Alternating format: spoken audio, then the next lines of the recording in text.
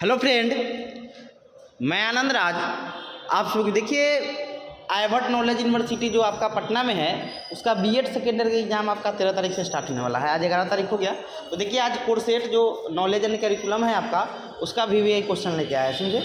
देखिए, आपका जो कोर्सेट होता है उसमें आपका ऑब्जेक्टिव क्वेश्चन भी आता है और सब्जेक्टिव क्वेश्चन भी आता है। दोनों बताएं कैसा टाइप का क्वेश्चन आएगा।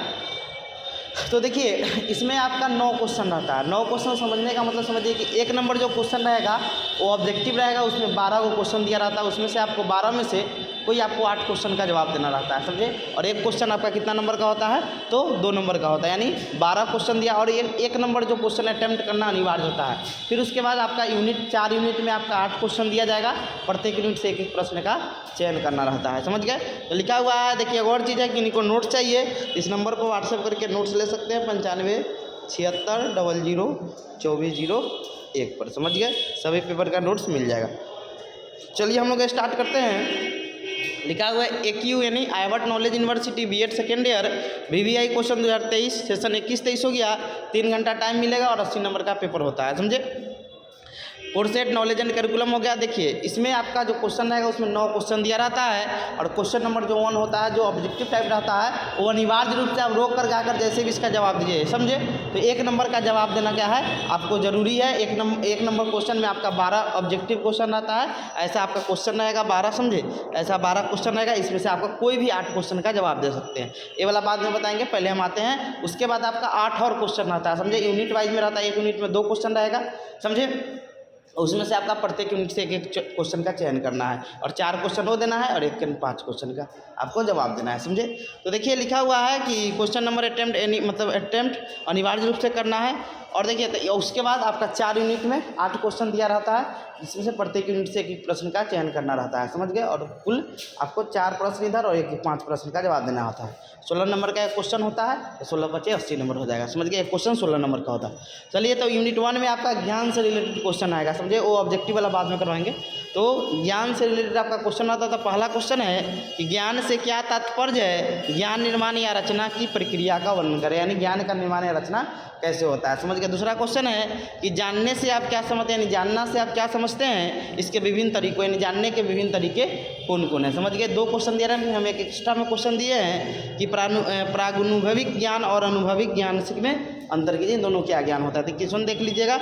यूनिट 1 में ज्ञान से रिलेटेड आपका क्वेश्चन आता है। यूनिट 2 में आपका पटचर्या या पाठ्यक्रम से, देखिए पाठचर्या या पाठ्यक्रम दे, सिंपल तो उसको कैरिकुलम बोलते हैं। समझ गए? तो पाठ्यक्रम दे या पटचर्या दे, बात बराबर है। समझ गए? लेकिन दोनों में अंतर पूछ दे, पाठ्यक्रम और पटचर्या में क्या अंतर है, तो पटचर्या को कैरिकुलम मानना है और पाठ्यक्रम को सिलेबस मानना है। समझ गए?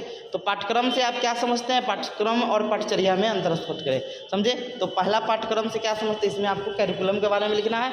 फिर पाठ्यक्रम और पटचर्या दे दिया तो पटचर्या को कैरिकुलम मानेंगे और आपका पाठ्यक्रम को सिलेबस मानेंगे। दोनों में अंतर बताना है। फिर चौथा क्वेश्चन है, प्रचलित पाठ्यक्रम में कौन कौन से दोष है, इस दोष को दूर करने के लिए क्या क्या उपाय है। समझ गए? और एक्स्ट्रा में एक क्वेश्चन है कि पटचर्या के विभिन्न उपागम का वर्णन करें, साथ ही पटचर्या के निर्धारक कौन कौन है, इसको भी बताना है। समझ गए? अब आते हैं यूनिट 3 में। इसमें आपका थिंकर से रिलेटेड क्वेश्चन आता है और शिक्षा से रिलेटेड क्वेश्चन आएगा। समझ गए? क्वेश्चन है कि शिक्षा से आप क्या समझते हैं, वर्तमान समय की शिक्षा क्या क्या उद्देश्य होना चाहिए। छठा क्वेश्चन है कि अरविंद घोष या विवेकानंद के शैक्षिक विचारों का वर्णन करें, इंडियन से। और एक विदेशी वेस्टर्न आता है कि पौलो फेरे के शैक्षिक विचारों का वर्णन करें। यूनिट 4 जो होता है आपका, इसमें आपका संवैधानिक मूल्य क्या है, ऐसा क्वेश्चन आता है। क्वेश्चन है संवैधानिक मूल्य से आप क्या समझते हैं, सामाजिक न्याय और समानता पर संक्षिप्त टिप्पणी लिखें, नहीं जो संवैधानिक मूल्य में आपका आता है। फिर है उसका 8वां क्वेश्चन, मूल्य उन्मुख शिक्षा का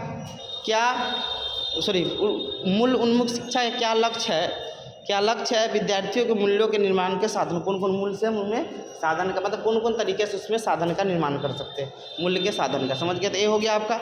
अब देखिए, ऑब्जेक्टिव वही 8 क्वेश्चन दिया जाएगा। 16 एक क्वेश्चन 2 नंबर का होता है। समझ गए? तो निम्नलिखित में 8 प्रश्नों का उत्तर दीजिए। ज्ञान की अभिपुष्टि, ज्ञान से आप क्या समझते हैं। दूसरा है ज्ञान कितने प्रकार का होता है। फिर है संप्रेषण को परिभाषित कीजिए। फिर उसके बाद है पाठ्यक्रम और पाठ्यवस्तु में, यानी कैरिकुलम और सिलेबस में अंतर बताना है। फिर है क्रियान्वित पाठ्यक्रम को परिभाषित करें। और यहाँ पे एक सिलेबस भी देख लीजिएगा। सिलेबस बोले सूचना क्या होता है, इन्फॉर्मेशन क्या होता है, इसको थोड़ा देख लीजिएगा। स्थानीय आवश्यकता के अनुकूल पाठ्यक्रम का निर्माण कैसे किया जाता है। बुनियादी शिक्षण के सिद्धांत लिखिए। सत्य को परिभाषित कीजिए। विश्व भारती का उद्देश्य लिखिए, मूल्यों के पतन का कारण बताइए, भौतिकवादी समाज और पाठ्यक्रम में क्या संबंध है, और राष्ट्रीय पाठ्यक्रम यहाँ 2005 होगा, 8 लिख दिया गलती से, तो राष्ट्रीय पाठ्यक्रम 2008 BCF था, BCF 2008, पाठ्यक्रम आपका NCF बना तो 2005 में, समझ गए। मुख्य बताओ, ये सब आपका एक ऑब्जेक्टिव है, तो 2-3 साल का क्वेश्चन देख लीजिएगा, समझे, और इसको लिख सकते हैं कि ऑल लाइनर लिखना है, लिख सकते हैं, समझ गए। तो क्वेश्चन आपका था, फिर C9 C10 11 ये सब क्वेश्चन गेस कर देंगे, समझ गए। Thank you.